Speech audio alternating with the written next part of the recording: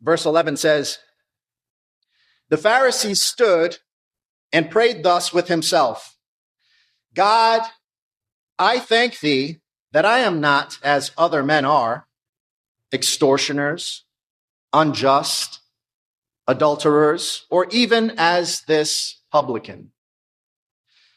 Notice the standard whereby the Pharisee determines his standing. Do you see that? The standard whereby the Pharisee determines his standing.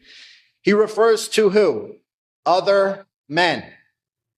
And this is the way the world thinks, right? Oftentimes when you engage with the lost in an evangelistic setting, when you're sharing the gospel with someone, most people will readily profess their own righteousness by comparing themselves to other sinners.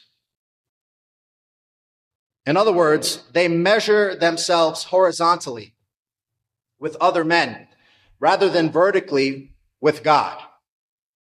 For example, churchgoers, who do they compare themselves with?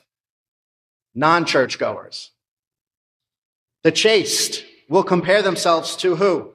The sexually immoral.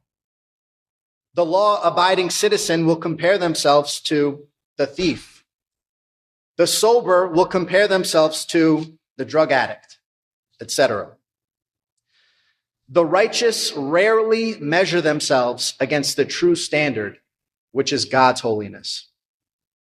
Romans chapter 3, verse 23 says, you know this verse, "For all have sinned and come short of" what? The glory of God.